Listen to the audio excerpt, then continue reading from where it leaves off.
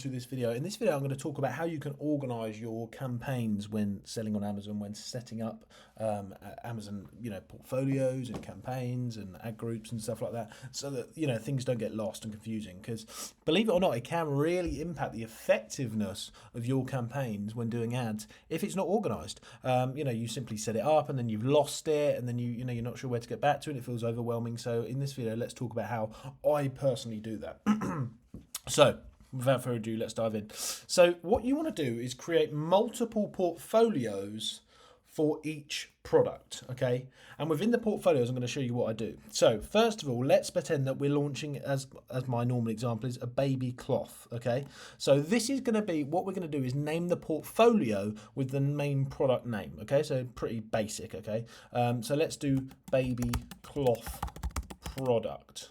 And it's important to know that anyone that's doing PPC or talking about PPC will be doing this probably in their own way. So naming stuff obviously doesn't show what sort of knowledge you've got or anything like that necessarily. Everyone organises stuff differently. This is how I do it currently. Might change in the future, might not. Cool. So once you've got your portfolio, that's what's most important. By the way, we're already a step ahead of the game, by the way, because most people don't even create portfolios. Most people just create campaigns, and then it's just a mess. I used to do that when I started. I've still got some products in a mess in a campaign. All the new products we launch, though, that we will do it in. We always do it in portfolios now. It's so much easier, so that you don't have hundreds of random campaigns. So once you've got that portfolio there, okay, I would now recommend with the portfolio to create a separate campaign for every single ad group that you're going to do. Now, the reason that we do this, the reason we create a separate campaign for every single keyword that we're actually going after, whether it's exact, broad, or phrase, is simply because Amazon allocates advertising spend to that specific keyword, and it doesn't spread it around evenly. That's what's really important to know. Okay, now I'll give you some examples of that later. But this is how I would start naming them to organize them. So we've got our portfolio, and the next thing we want to do is, for example, let's say we're doing sponsored products. That's what we're going to focus in on this video. We need to now create a campaign name, okay? So we've got the ad group name, and then we've got the campaign name down here. So let's create the campaign name, okay? So we've got our baby cloth product, okay? That's what our portfolio is called. Now we need to break that down further so that we can organize our campaigns into different groups. So for example, we've got our baby cloth, okay? So that's BC, okay, is the short abbreviations for baby cloth. So we now know it's the baby cloth product, okay?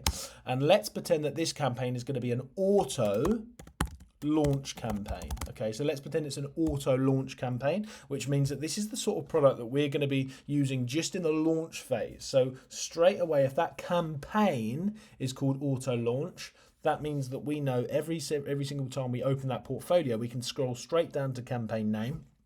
And within that, we can also know that it is the auto launch one. So straight away, we can track the results knowing that's just the auto launch for the launch. That's just the auto for the launch, okay?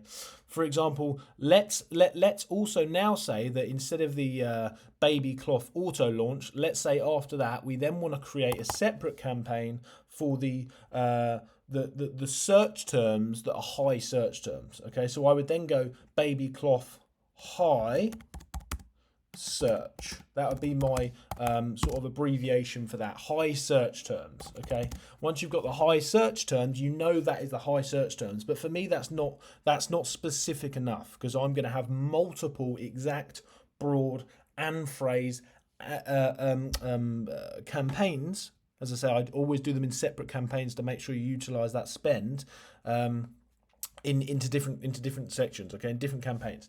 Therefore, I would make sure this is even more exact, okay, even more specific. So I would say if this was for the high search terms, and if we were doing exact, for example, I would say this is the BC, baby cloth, high search terms, and then I would put E, okay, and that means this is for, I can quickly type in BC onto my campaigns, or I can click on my portfolios. If I'm looking to track the performance of my baby cloth exact search terms, which are high search terms, then I can type in BC and I can straight away see it's going to come up with high search terms E, and that's exact. And then the same would go for high search terms broad. I would just put a B there, and then phrase as well I put on there. Now I have auto, phrase, exact, broad, all in different campaigns for high search terms, depending on, you know, obviously how high they are. If it's a really high search keyword, I would necessarily sometimes just do it in their own campaigns, okay?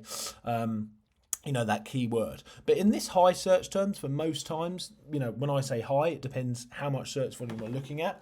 I'm talking between 1,000 and 8,000 search terms. I wouldn't have more than 3 to 6 keywords in that, and that's sort of what I would do there. And then also for the low search terms, for the low volume, I would also get rid of the high there, and I would type in low search terms.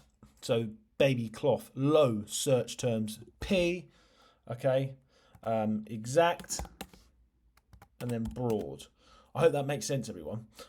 Let me just quickly introduce my sponsor for this week's video. So it's Buybot Pro there, analyze deals instantly with one click. This is focused on the arbitrage sellers, but also private label, as it just gives you this dashboard here to quickly work out that profit straight away. It comes up exactly whether you can sell it. It's got the hazmat, illegible, dangerous goods and stuff like that.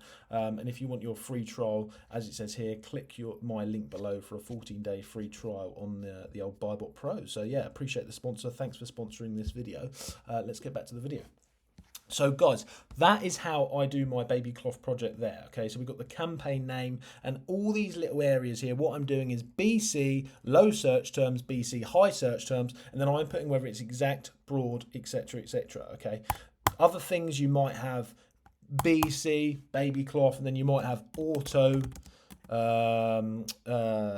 sort of maintenance campaign there. Oh, didn't even spell maintenance properly. You might have auto maintenance campaign, and that can be just an everyday general maintenance campaign for automatic ads, etc., etc. Not something I tend to use unless it's just on like a penny PPC basis. And if you had like a PPC basis, you might have auto penny PPC, and that's just where you're literally just spending a few pence, like 5 or 10p per item, trying to get that good ACOS there. So guys and girls, that is how I do my organization for when launching products. Now, a lot of people don't do that. I didn't do that to start with, but it's an absolute game changer when you do it, because you need to organize this stuff. Otherwise, you're literally going to be chucking money down the drain if you just lose them ads. Sometimes you can lose ads without doing this, and it's just chucking money down the drain because you forgot they're even running. And then you go back and click on your campaigns, and then you realize that you've had a campaign running for £5 a day for the last 30 days, and all of a sudden that's £30 that you've missed out on. So I hope that video helps everyone. I'll see you in the next video.